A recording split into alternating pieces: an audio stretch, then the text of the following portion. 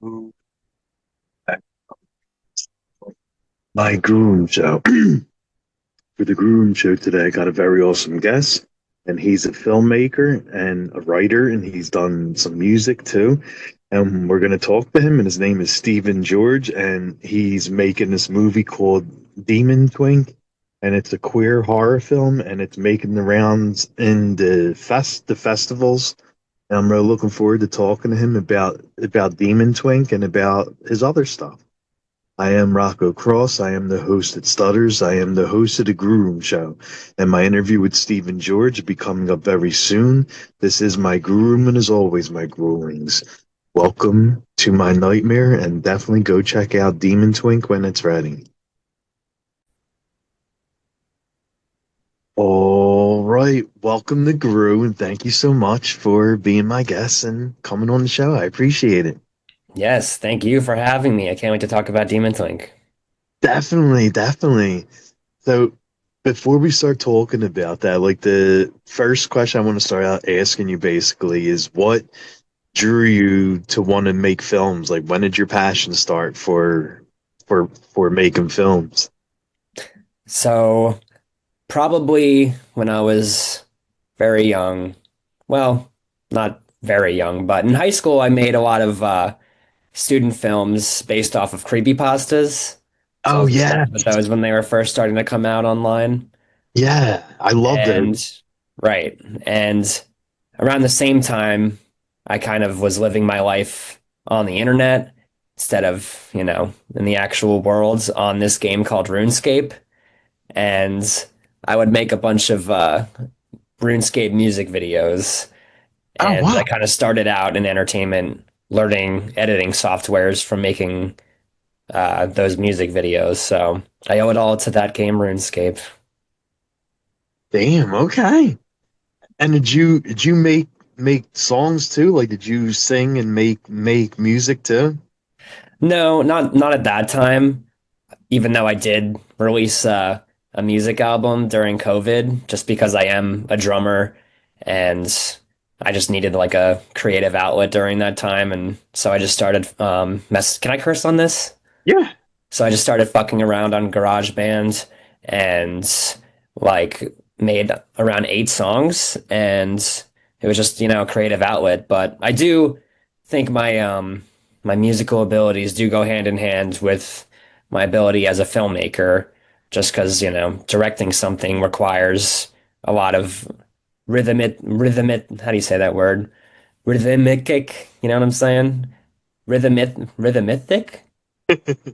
Basically you need to like have good rhythm to tell a story, and you have to understand energy and ups and downs to entertain people, just like in drumming. So yeah, Mhm. music's always been kind of a component in it, but I just dropped that album for fun. It's like an alien themed experimental electronic album.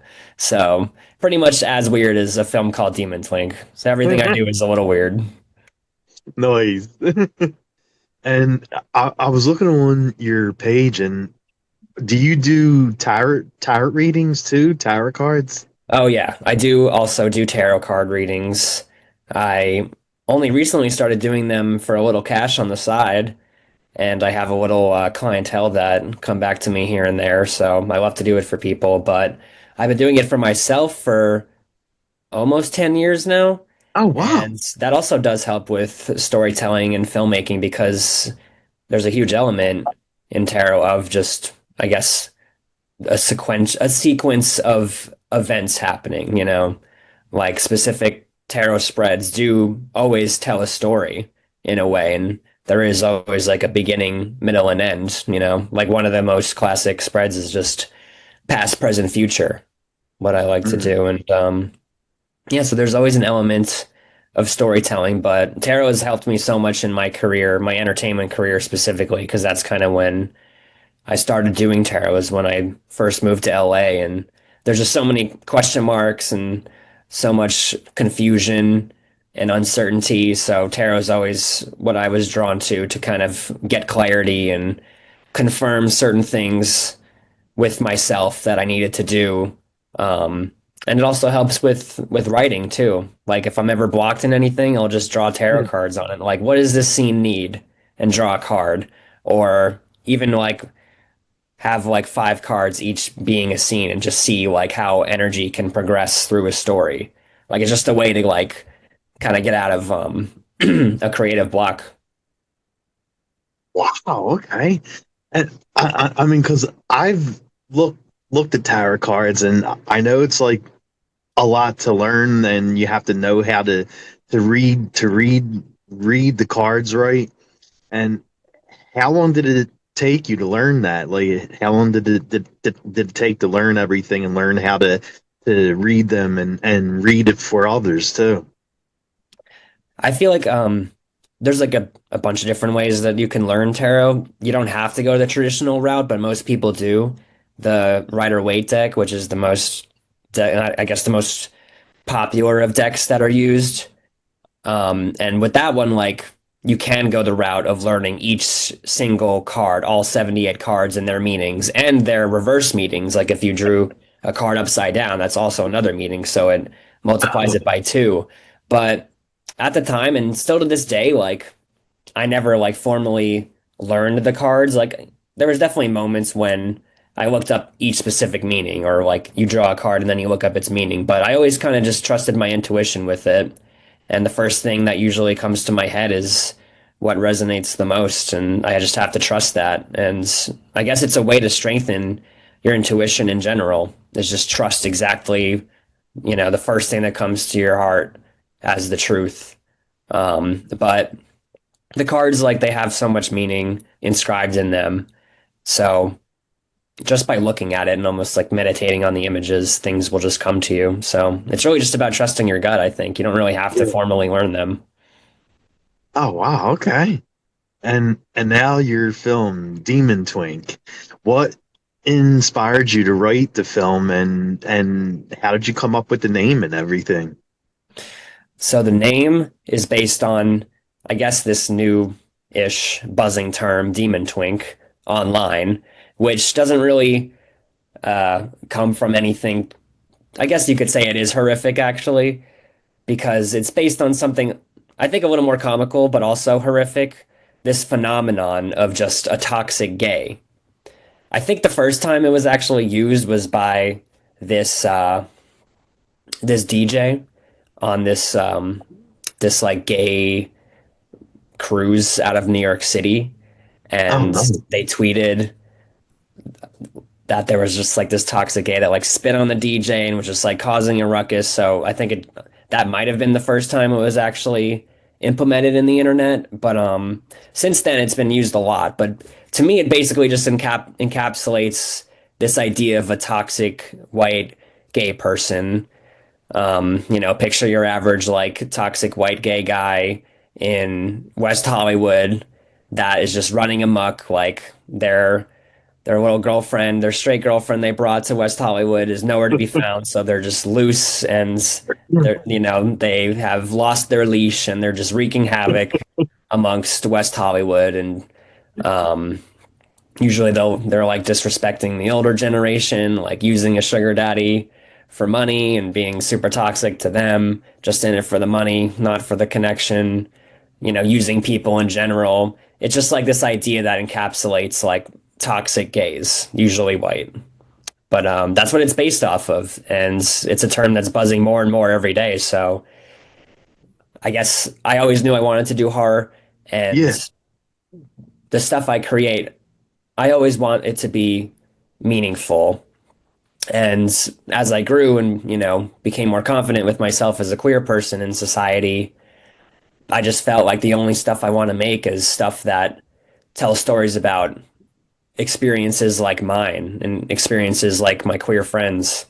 And I think a lot of the stuff that you see queer people act in, it's always like the queer storyline or just the queer character in a greater world, a greater straight world. But it's never, I mean, it has happened, but not often, an entirely queer world with all queer characters, stories focusing on like specific issues that we deal with. It's always Yeah. like usually, again, like how we interact with the straight world. So dealing with homophobia or like Mhm. being scared to come out. Like these are two very common things you see queer people, queer guys, queer women deal with all the time. And now it's finally evolving beyond that. Um, Especially now that gender nonconforming people are more normalized in society and being spoken about. And, that's definitely extremely necessary now to show as well. But, being a gay man myself, I just wanted to tell our stories specifically and kind of go into more nuance and taboos that aren't really talked about. And horror has always been a mode for so long to kind of get these moral quandaries into people's brains and kind of get people thinking about things they don't usually think about. Because when you go to a horror film, you're ready for an experience. You're ready to see Oh, of something course. hopefully you've never seen before. And to me, I think that's why horror has always been the perfect mode to get like political undertones across or like show certain people in society that aren't shown a lot just because they're interesting. So Hmm. to me, it's the perfect mode to focus on more nuanced issues that gay dudes deal with. But our story is really not just, it doesn't just focus on something that the gay dudes experience because straight people experience this as well. But we do experience it in our own specific, unique way. So that's why I wanted to highlight that with Demon Twink. And yeah, again, to tie it back to the title, like it's just a very catchy title. Um, so yeah, that's why. Okay. And how did you meet? Like, I know Chris Stanley is helping you with the film too. And how did you and Chris meet? And how did he get involved with making the film? Yeah, so he's a huge reason why this film even took off. So I met Chris through a friend in a writers group that I was leading at the time.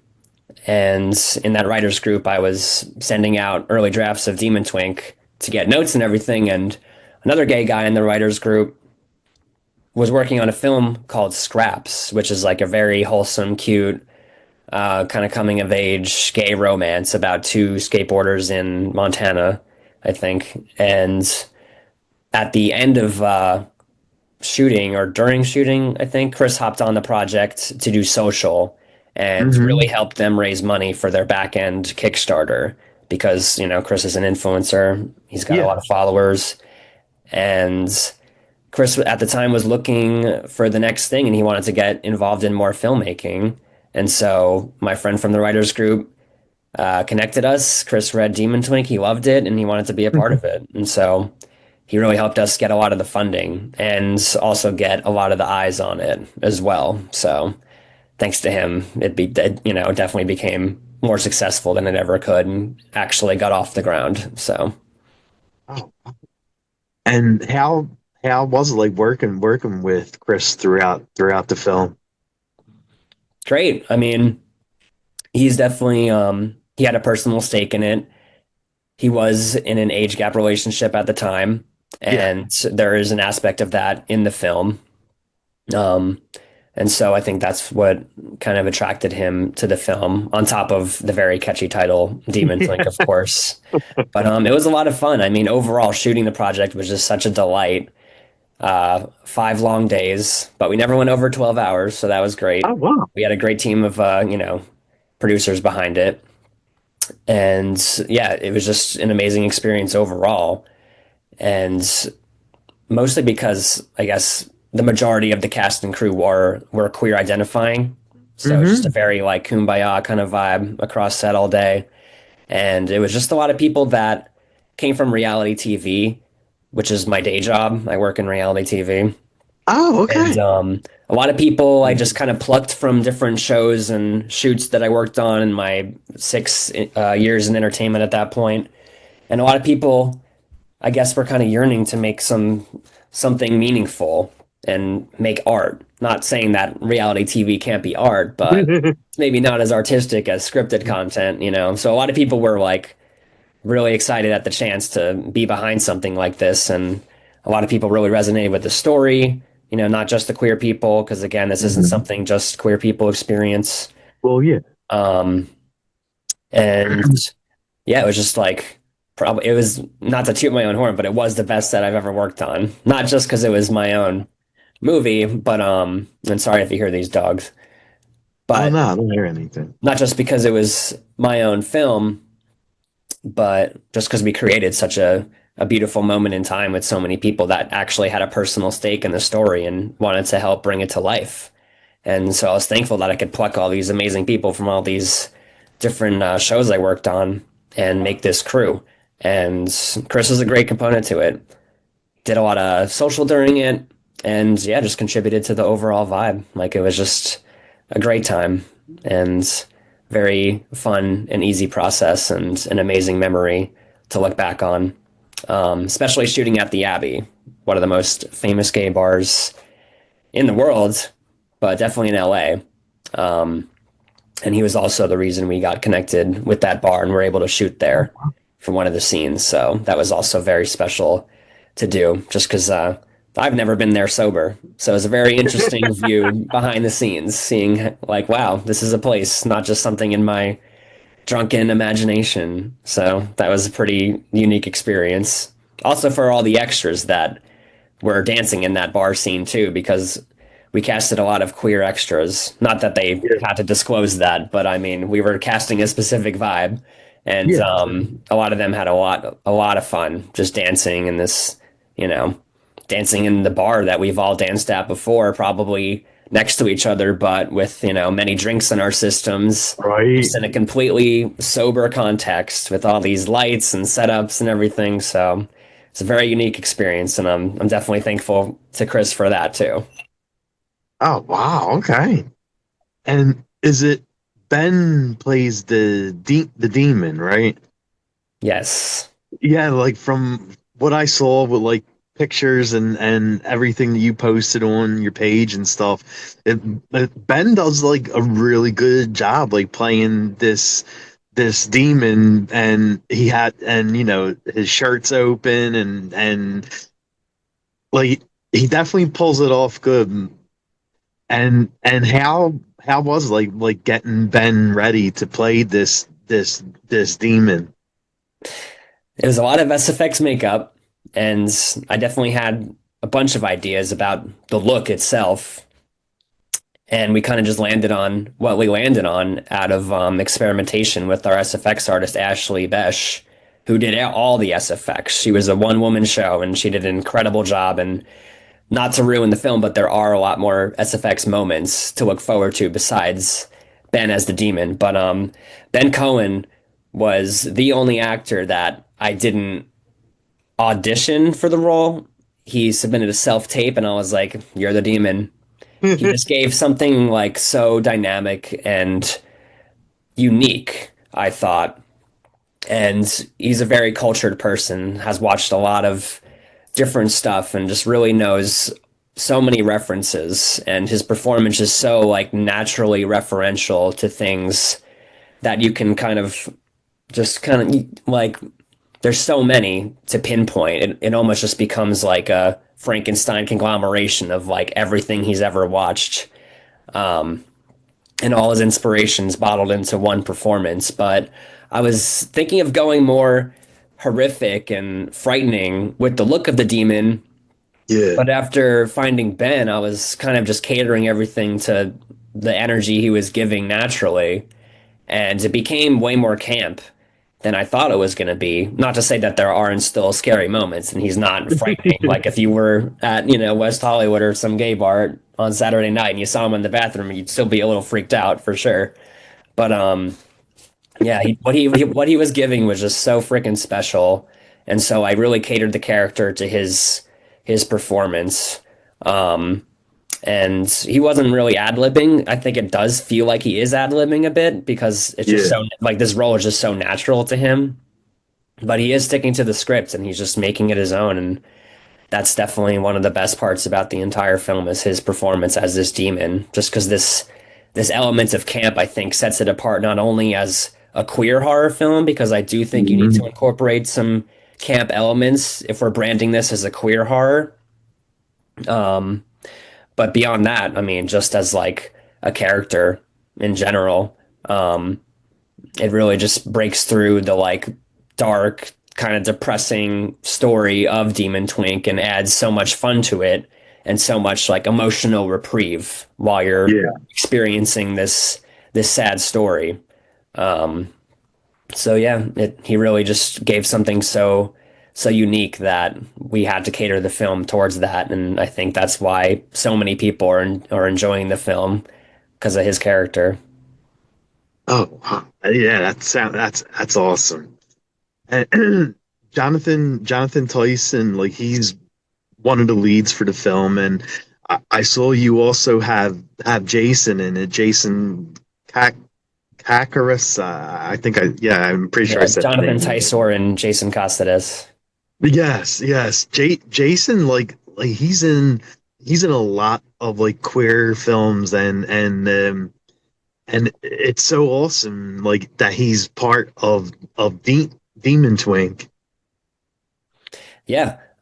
Jason is booked and blessed for sure. He's in a lot of queer content. I was actually just at a festival in Palm Springs for Demon Twink called Cinema Diverse, Hmm. and everyone was talking about Jason because he had like 5 films or something in that fest Oh my in the God. festival between 2 weekends. So he's a popular guy, and he was perfect for his smaller role in Demon Twink, which Yeah, I don't want to ruin the film, but it is one of my favorite scenes that he's in. And just what he gives is just perfect for what we needed.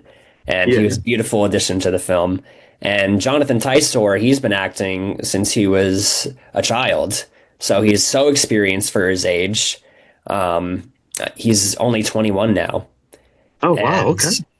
he really comes off way more mature than you would think. And again, I think that's just because he's so experienced and just comes from doing so much that it really reads. And that's why we casted him, is because he had the ability to give so much emotional range for this film because we were asking a lot for all these actors. We scrunched a lot into 25 minutes, which is definitely longer than some or many would say a short film should be, but in the end, like I could have directed it in a way where we were just, thinking about runtime the entire time and kind of trying to get the pacing up each scene, but that would have sacrificed all these performances, which that isn't like a huge aspect, just like we were talking with Ben and the Demon, Yeah. of why this film is resonating with people and so entertaining is because we casted the right people and they gave incredible performances and we let these scenes breathe as they should.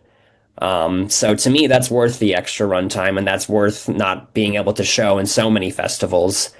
The film itself reads more as a feature, or feels more as a feature, I should say, when you watch Mhm. it, which is the overarching goal of this project in general, is to make the full movie. So all these actors are a huge part in why it's so successful and why so many people are resonating with it and enjoying it. So I love the cast.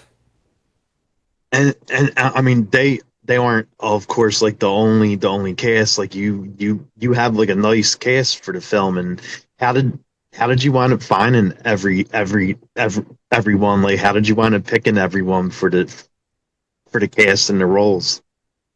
So I did most of the casting along with one of my producers, Livy and Saphir, and casting was definitely it was probably the most difficult aspect of pre-production because of this element of aging. The character Dante that the film follows has 3 different versions in the film, so we had to cast 3 different Dantes, and then the supporting character Verge has 2 different versions of Verge, so 2 different actors for that role as well. So that was definitely a difficult aspect of casting, is trying to make sure they looked like each other. I had the idea of finding a ginger because I thought visually that would track well. Just subconsciously, like letting people know that this is the same person because of the ginger hair. Like, even though your features might magically change from the magic of the demon. Like there are things that still remain, so that was one of them. Um, but I honestly found most of the actors from paying for IMDb Pro and searching for talent using a filter of sexual orientation. And so Oh I wow. found most of these actors, I think if not all of them, well, most of them, because there's only one actor that is not queer identifying in the lead cast from IMDb Pro, searching for specifically gay identifying actors, which to Oh me, I wow, just that's awesome. respect. Yeah, and I respect that so much for these actors to Yeah. actually put that on their profile Yeah, because exactly. so many of their managers and agents, I'm sure, would say, don't do that because it's going to limit how much stuff you can get cast in because not every production will be okay with casting a queer identifying actor. They think, I don't know, it's not going to do well with foreign audiences or whatever the reason might be, or maybe the production or homophobic or whatever it might be, like they just think that would deter your career a little. But to me, like I just respected that so much, and it not only brought them to this project, but hoping it'll bring them to more. Um, but yeah, I just have huge respect for all of them for having that on their profile. But it was a blessing because it attracted them to something as unique as this. Oh yeah, for sure. And what did you love what did you love most about filming this and making it? Yeah, I mean, again, just the experience of it all. I've never done anything of this scale. Before this, I was just making virtual reality short horror films for my little YouTube channel, which one of them did pretty well actually. One of them has like 5 million views, so that's cool. But That's since awesome. then, I was just right, yeah, Night Wake, which was like a sleep paralysis simulator. Um, but since then, it was just like 5 years or something since I actually directed and produced a film, and I was just focusing on my writing. I wrote a queer horror feature that this is kind of a proof of concept for. I wrote a pilot that I'm pretty proud of. And after all that time, like we had COVID and we had the strikes, and it just kind of put like a halt on everything, not just my career, but so many people's careers. And I was just like, I have all this writing, but like, why am I going to wait for something to come to me? I have to go out there and take it and take what I want and make something, actually happen in reality because you're really not just going to be handed a career, especially now there's so much competition and online presence from everyone. So, yeah, it was just my way of making a big move in my career and serendipitously through Chris Stanley, we were able to make it exactly how I wanted to make it. I didn't have to alter the script at all because of the Yeah. budget and it's definitely a way more expensive short than most are, but I got really lucky with the people I got connected with. And it wasn't only just Chris and the investors that he connected us to, it was also my family, my boyfriends coming in and supporting me a little financially. And that helped so much. And I'm just so thankful that all these people came behind this project as well as our Kickstarter to fund our post production. Thanks to Chris, he got a lot of people, but I also used my own network. So many people from my LA journey, my journey in Yeah. entertainment came through to support this. And there's so many people to thank about this. And it's just beautiful to see it all come together. And actually, again, exactly what I wrote was made. I think I was like literally like James Canellis, one of my producers who did the budget, told me like it's going to be like an $80,000 film. And I was Oh like, wow. okay, well, I guess I gotta go back to the drawing board then and figure something else out because I don't know how the hell I'm gonna get $80,000. And then literally, I think the same week, I got connected with Chris and stuff just started happening super fast. And I really just think that the universe wants this to happen. And there's been so many, self doubts about the project. Like every time you get a rejection from a Oh yeah, festival totally. or someone's like, this is a stupid story, or like, why would someone invest in Demon Twink or like something called Demon Twink? I mean, or why would someone invest in a queer film or a film this queer? Like it's not going to sell overseas or whatever. I get another confirmation from the universe, like someone tells me that they cried from it, or someone tells me that they saw themselves in it, or someone is like, this needs to be a movie. Like getting the feedback now from the festivals we are getting in has been the best part, I think, about the entire process. Like just people coming up to me and telling me how much they resonated with it, how they reacted emotionally. I think like 9 people have told me they've cried so far, and back when I like knew I wanted to do filmmaking when I was a kid, like I was like, I just want to make people cry. I just want to make people feel emotions. Like I literally said that, and now I am making people cry and feel these deep emotions and feel moved by something. So that's probably been the best part about the entire process is like making exactly what I wanted to get out there and accomplish, and like seeing and hearing and feeling people resonate with it truly. So it's been a dream. That's that that's so cool though. I love hearing that. Like when someone feels strongly when they're watching something and it brings all emotions and when you have that special connection with like the fans that are watching the movie, that makes it worth it. Yeah, exactly. And that's why I know that I have to make the movie now. Yeah, People are begging for it. So here we go. And I know the universe is working in our favor for it too. So I got to just keep on moving forward. definitely, yes.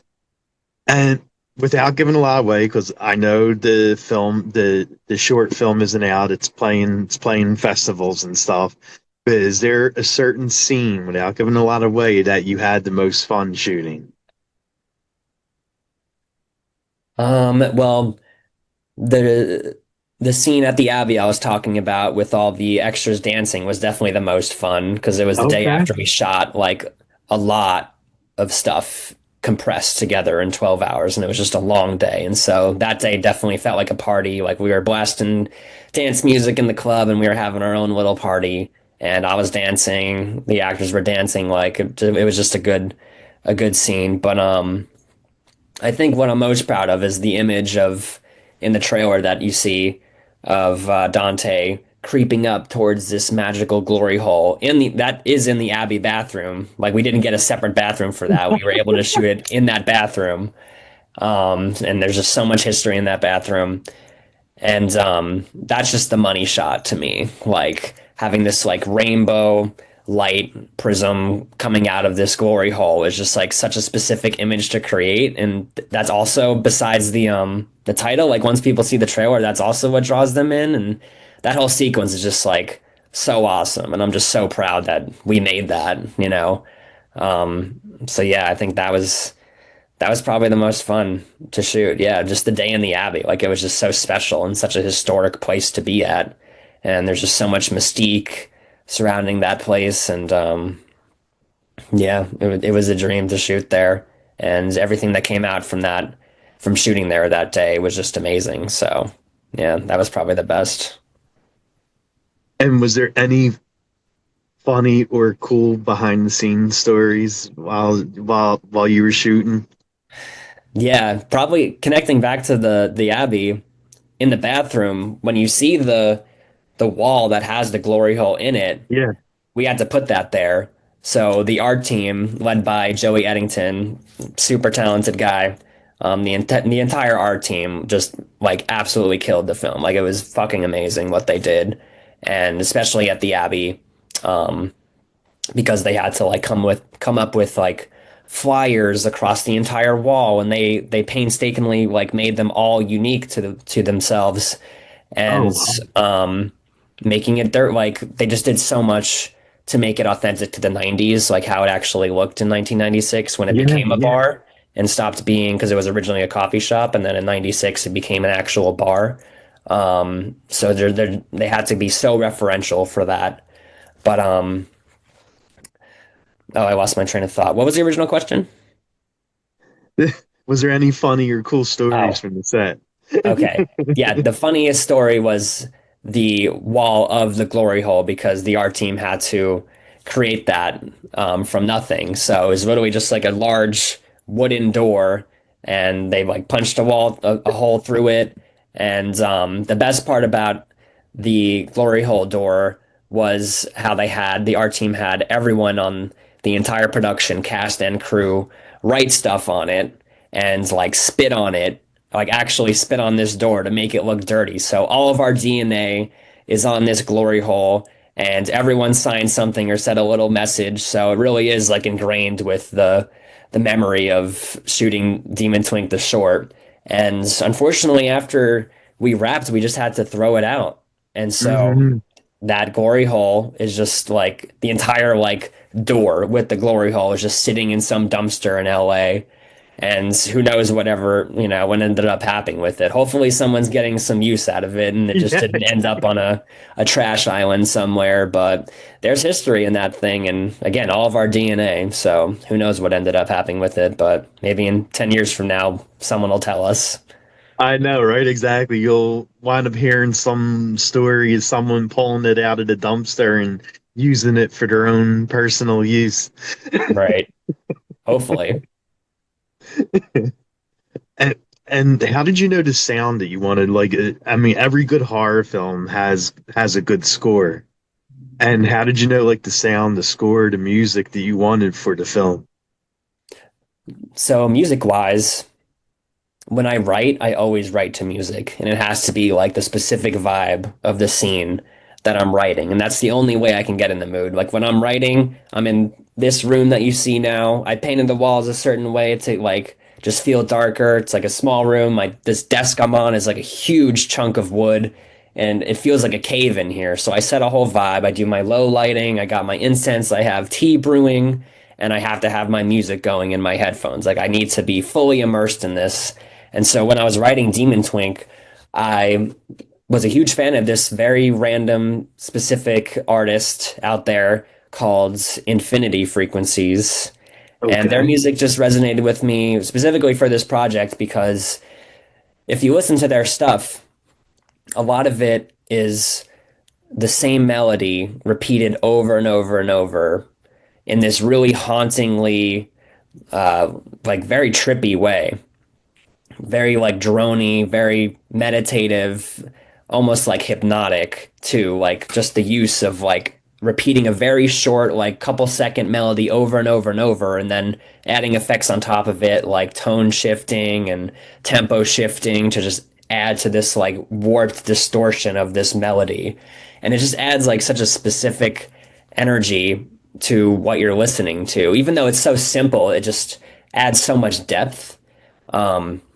And so the aspect of how the melody repeats plays into the story of Demon Twink a bit because it's about an older, depressed gay man turning into a young twink to live out their fantasy of being young and dumb and wreaking havoc like a demon twink does in West Hollywood. And they do this over a span of 30 years. They're just killing and fucking for 30 years. And after all that time, the fun wears off. And they realize that they do really care about forming a real connection with someone, which is what Mm. they tell the demon they want in the beginning. But the demon says, that's not what I do. Like, I'm in the business of obsession and kind of giving into your deeper insecurities and putting a band-aid on a larger issue. And so the repeating effect of the score was kind of enhancing the story in that way because it is like a repetition of like just doing the same thing over and over and over. Because Dante has to kill someone every full moon. So, but the fun does eventually wear off after 30 years, and that's what makes the story the most interesting is what happens after that. So I knew I wanted to use that artist from the beginning, and we specifically licensed their music to then use a composer, Isaac Lean, to take those tracks and cater them to the entire story, make a score based off of these tracks that we licensed from this artist, Infinity Frequencies. So Oh wow. Okay. And yeah. were there any horror films that you liked watching while you were like making the film? So there's definitely like an overarching David Lynch energy to it, just because I love Yeah. how like his movies just create this very specific haunting energy mixed with this like camp as well. So that contrast is definitely something that inspired me to make this. But visually, I was inspired by the original Suspiria by Dario Ah, Argento, yeah. mostly because of the color. Like, I just wanted this film to be very colorful and not always for any reason. Like, I love Argento films because you're just watching something and then there's just like blue everywhere. And there's like, why is that blue? And then, or there's just like red. And it's just like, why is there red there? It's like, I don't Yeah, give a fuck because exactly. I wanted red there, you know, because it elicits a specific emotion. And I was like, I just think all the Giallo films definitely hit that specific vibe visually for me, and I kind of wanted to pay homage to that a little and do it in our own way. But also, it's a queer film, so I wanted to make sure every color of the rainbow is somewhere, and it is. Like throughout Okay. the film, if you look at like every frame by frame on like a objective view, like you do see the entire rainbow throughout the film. Oh, Um, so that was something I wanted to incorporate. But yeah, I mean, specific colors elicit specific emotions. So I just threw a color somewhere when I wanted to enhance whatever emotion that the actor is feeling at that point, the character is feeling at that point. And so the film is very colorful thanks to that, very saturated, and that's how I like it. I just feel like a lot of stuff these days is a little drab, you know? Like I just feel like color in general is just losing its impact over mhm. time. Like when we look back at the 80s and the 90s, like color was in full effect. Things were just Oh, yeah, of course. so colorful, so saturated, and they elicited more like exciting emotions to me. And so I'm trying to bring it back to that, you know. And it kind of does like add to the camp energy a little too. So yeah. And when you aren't making films, what do you like doing during your free time? And well, like I said, I do tarot. That always brings me back to myself and gives me guidance and clarity all the time. And I do readings on the side. Um, I love hiking a lot. I connect with nature whenever I can. That's one of the most beautiful parts about living in LA is the access to so many hikes and just feeling the sun and feeling the air and being around beautiful nature. I go into the desert a lot and veg out. Oh, So okay. that's something I like to do, specifically Joshua Tree. And then watch movies. I mean, I try to watch as many movies in all the vintage theaters that LA has to offer. And that's just like one of the best perks about living in LA is like seeing obscure movies in obscure places and meeting obscure people. So, and what else? I love food. I'm vegetarian, and thankfully, again, living in LA helps me eat very healthily, and we just have the best vegetarian and vegan food anywhere, in my Oh, opinion, wow. in LA. So very thankful to be here around all that. And besides that, I mean, me and my boyfriend love to host parties all the time. Like we love hosting game nights, we love entertaining, we love cooking for people, and whenever our friends hang out, it's at our place. And I think it's part of like why I like being a director. Like I just like to control a vibe and elicit a, uh, contribute like a specific vibe to people and create memories. Like to me, life is all about creating memories and having experiences. And that's why I'm so drawn to filmmaking because I just love to give people an experience and a memory and something to talk about and expand upon and philosophize over. So to me, that's the slice of life. It's just being around interesting people and talking about interesting things in interesting places and eating interesting food. So that's what I'm about. So, what kind of board board games do you like to play? You say you like hosting like game nights. Like, what kind of games do you like? I'm into poker these days, Oh, all and I'm right. trying to like connect it to tarot in specific ways because there's like a huge aspect of numerology in tarot, and you know what each number means, how they affect each other when they're combined.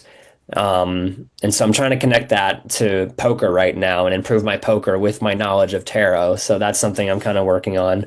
But besides that, we play a lot of Catan as well. I'm a huge fan of Catan.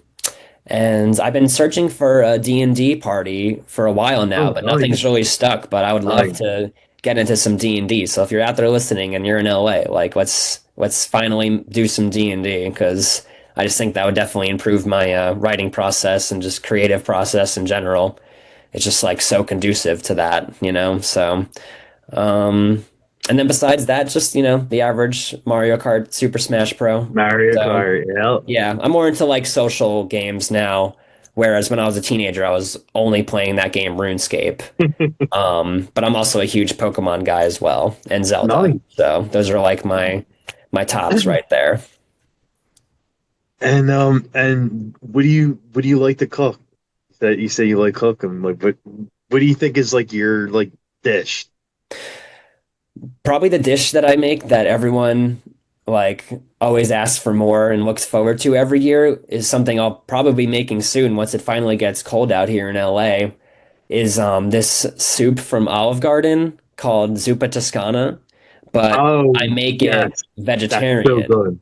Yeah, I mean, there's nothing better than potatoes. Like I'm Russian, I love potatoes and onions and garlic, and so it's just the best soup ever to It me. is.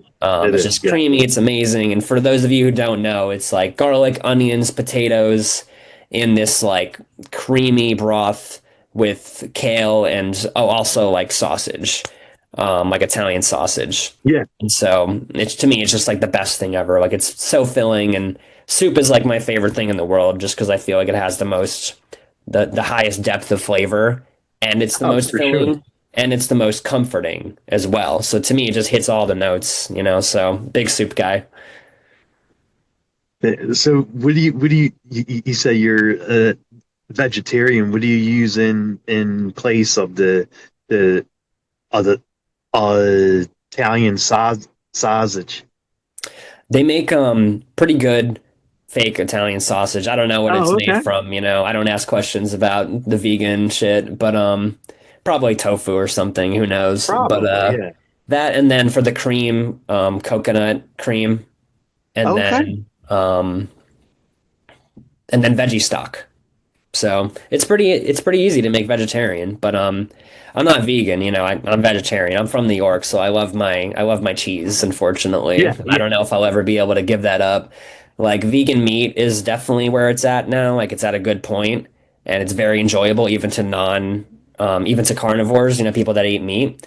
But vegan cheese, I just don't think it's there personally yet, you know. So I can't hop on that train as of now. Not to say I haven't had some good vegan cheese here and there, and I definitely had good vegan ice cream, but the vegan cheese is just not there. Like a lot of it's mushroom based, which Oh, I'm just not into mushrooms. I'm like, you know I'm vegetarian, and that's like a hot take because most vegetarian stuff uses mushrooms, but that's just, you know, I just don't like mushrooms. And then a lot of it's made from cashew as well, oh, and it really? just becomes like really expensive. And like I can't be spending like $15 on a bag of fake like Mexican cheese, you know? Like I'm on a budget out here, so Right, exactly. I, I mean, one of my favorite foods is pizza. Like I love a good slice of pizza. Oh my God. Like right, yeah, right.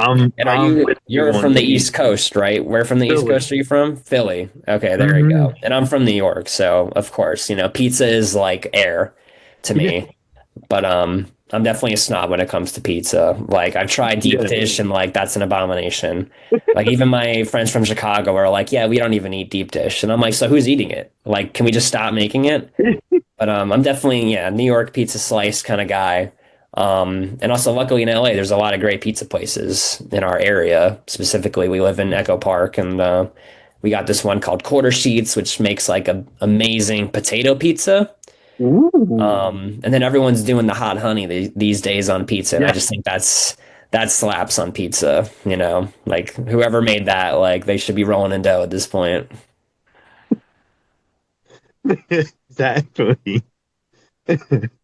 And and what about like what kind of songs is on your playlist? Like what do you like listening to?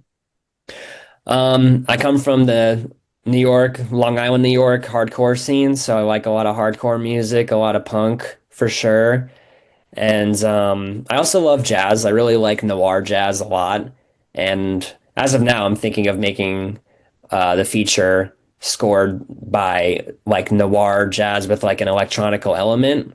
Okay. Um, and then yeah, I'm kind of getting a little more into dance music now. I also am a huge fan of jungle, like old school jungle Yeah. and drum and bass music. So that gets me going now.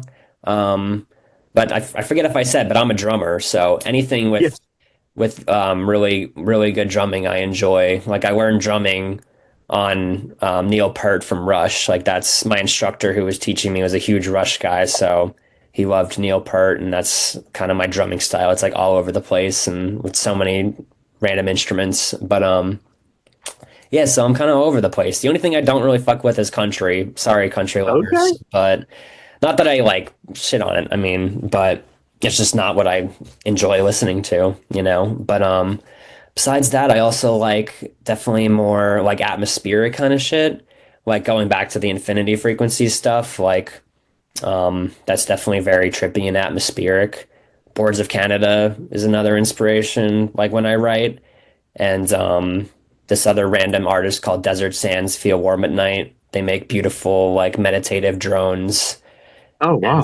yeah, I just have to like get myself in the zone, you know? So it just depends. Like I can go like super chill, like some wholesome jazz into like deathcore screamo. So I'm on both sides of the spectrum here, you know?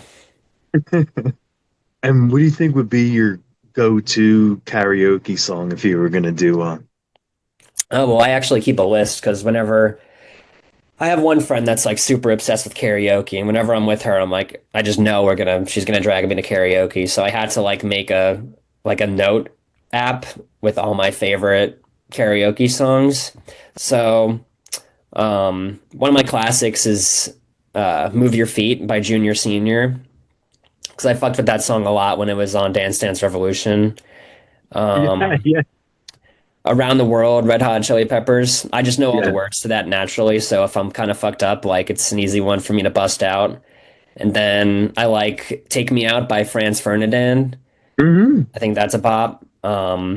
Recently, when I'm in karaoke, I'm doing When It's Over by Sugar Ray. Just like classic like 90s vibes. It's like nostalgic now, so people like they like hits a note for people. But probably the next time I go, I want to try doing my own Private Idaho by the B-52s. So, Yeah, yes. but I've yet to try that one out, so we'll see. I definitely need some practice on that, but who knows? Uh, we are in Halloween season, so do you have any Halloween plans, costumes picked out, any haunts? Halloween's always so excited. You know, obviously I'm a horror lover, so I love how Same. everyone gets weird, and all my friends will actually watch my weird, obscure horror movies that I want to watch, and they have no choice. Um, as of now, I only have one invite to like my one friend's party who does. Um, he's getting into like murder mystery. He's like Hmm. starting like a interactive dinner experience company, I guess, and so he's doing that this year for his Halloween party. So I don't know what to expect. You know, he's like gonna throw on a whole show and an ensemble at his party. But yeah, Halloween's great because I always get invited to so much shit. Like people just love to throw like parties. So hopefully, the more the merrier after that. But I'm still thinking about my costume though.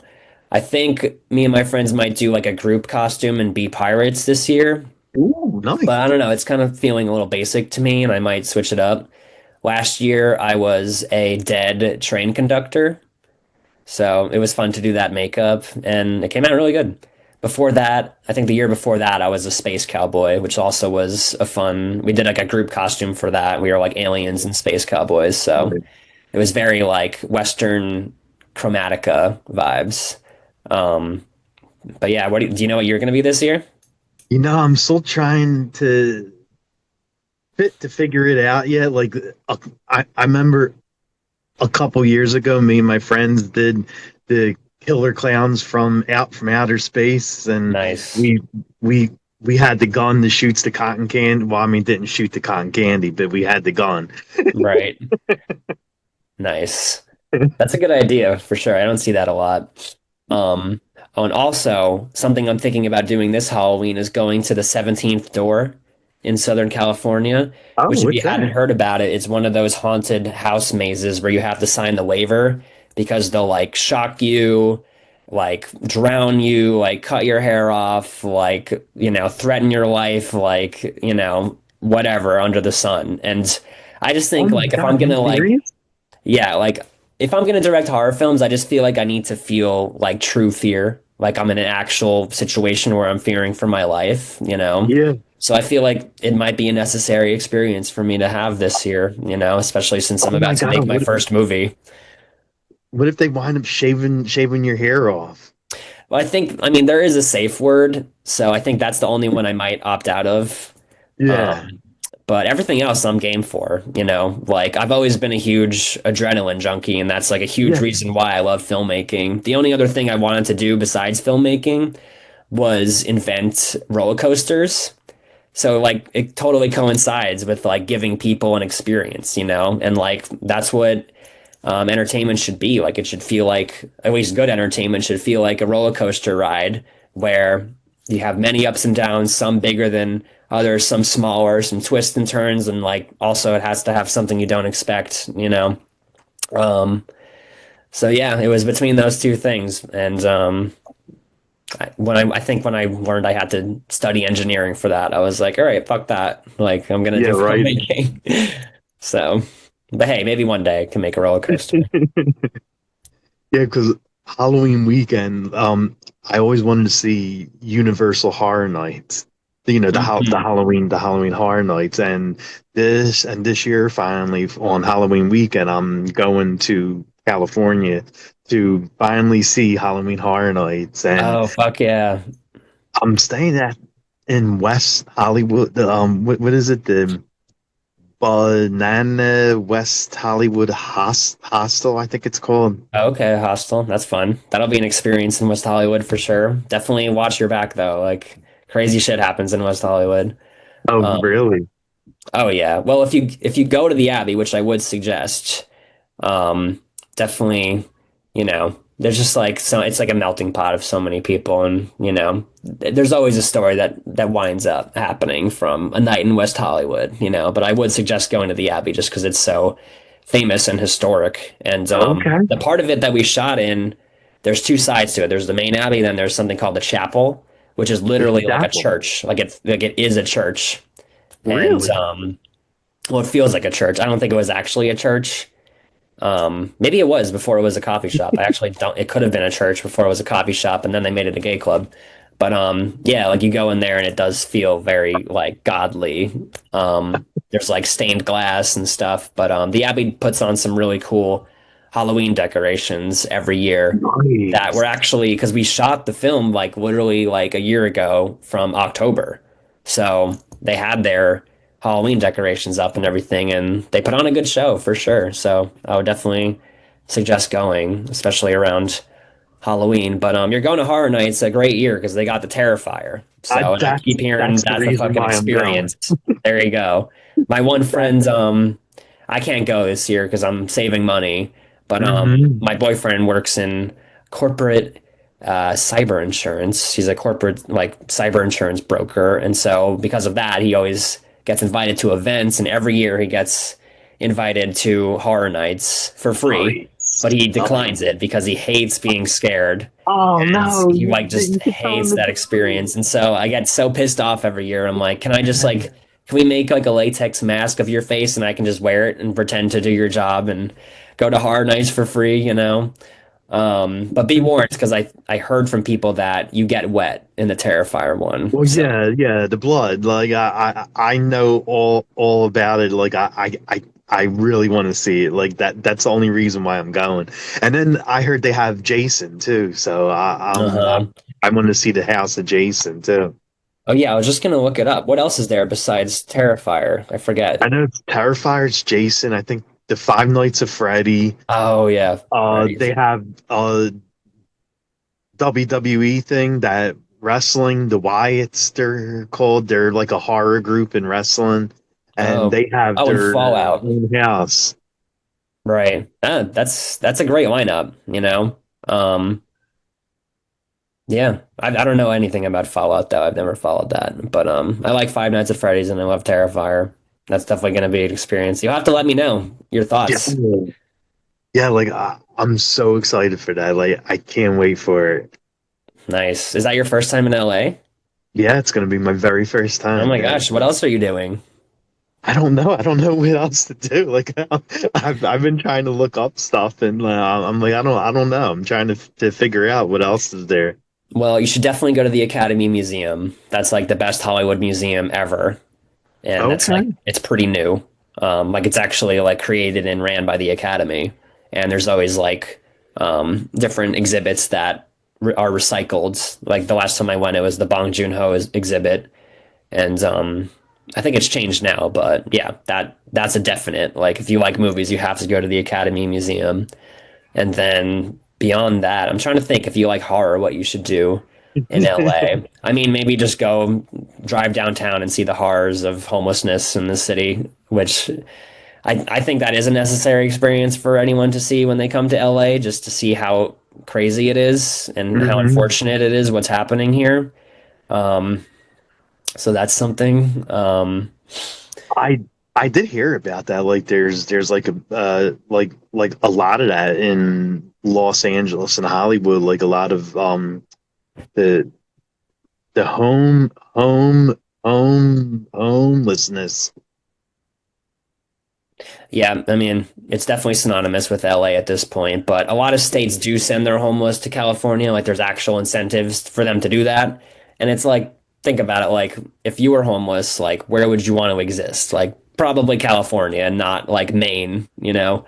So it makes a lot of sense, Good you know? point. But the Yeah. mayor, Karen Bass, the mayor, is doing a bunch of good stuff to counteract that, like cleaning up a bunch of streets and kind of moving people into these tiny home facilities as well. So it's definitely been Oh, helping the issue, you know, but there are areas that are still like very overrun, like Skid Row, for example, downtown, which is actually right next to the Cecil Hotel, which if you don't know, that's like an insane.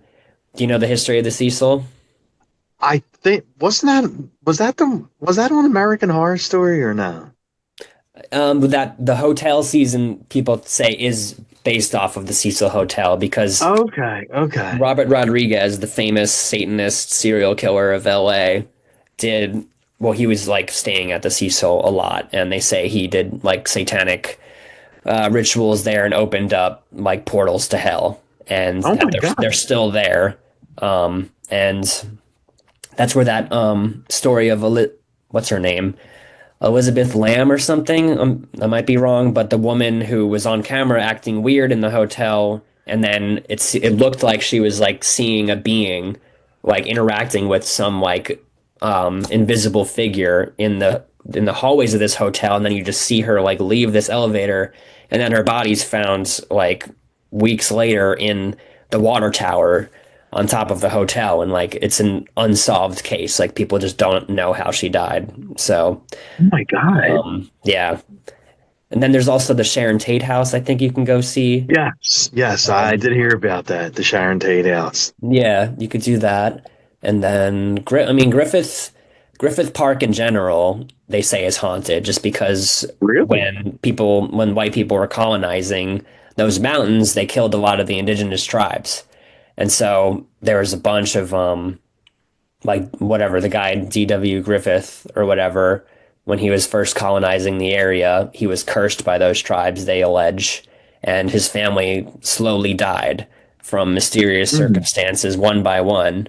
They say from this curse, and then eventually, I forget, his wife died in some crazy way or something, and they say you can see her spirit in the mountains, and beyond all that, like there's a lot of Satanism in LA too, for sure.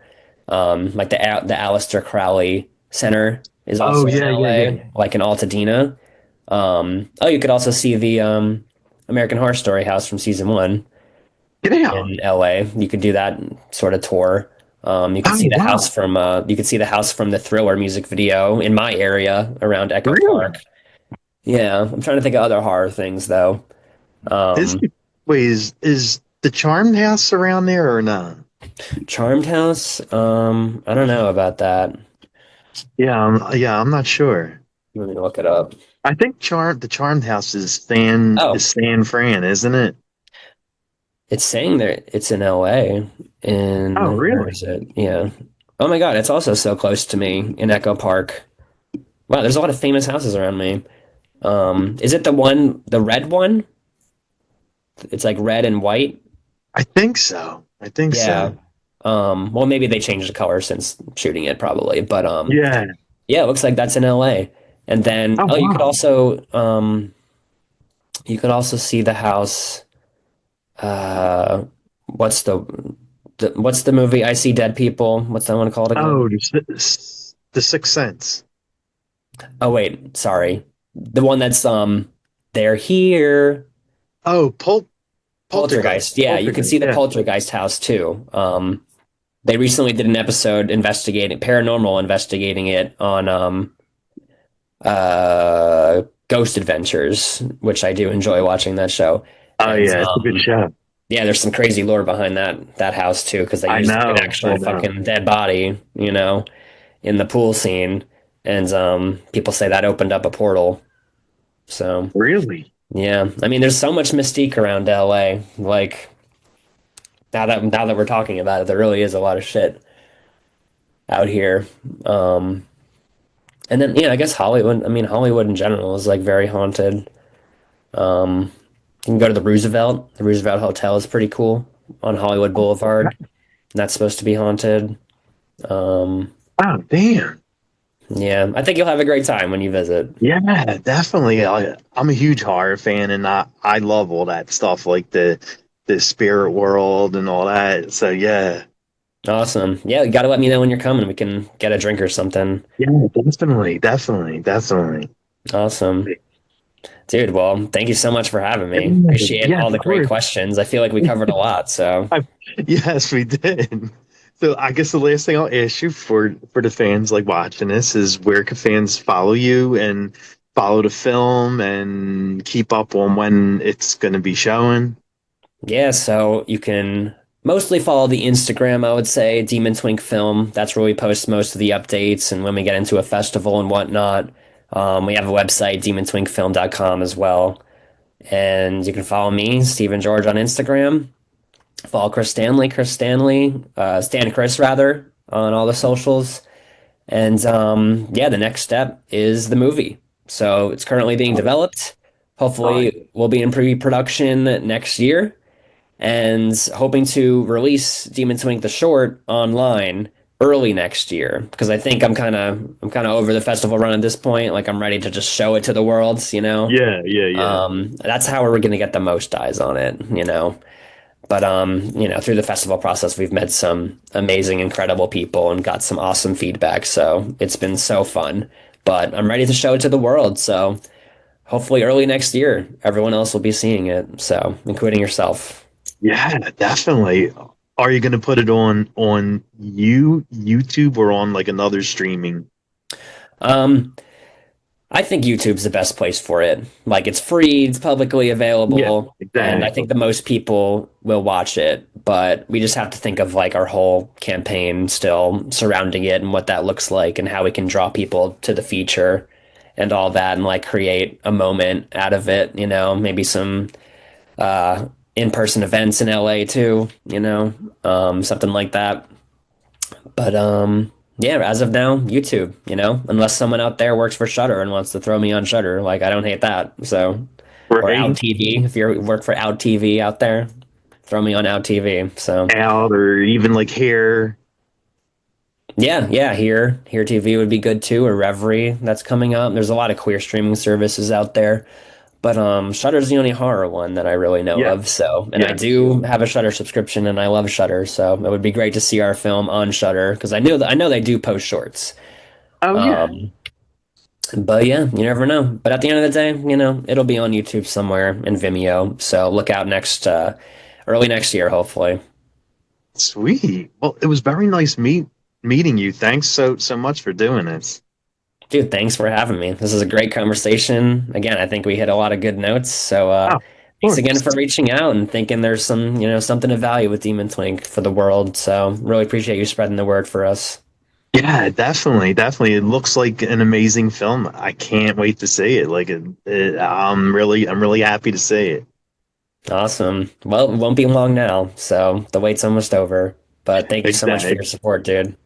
Yeah, definitely, bud. You got it.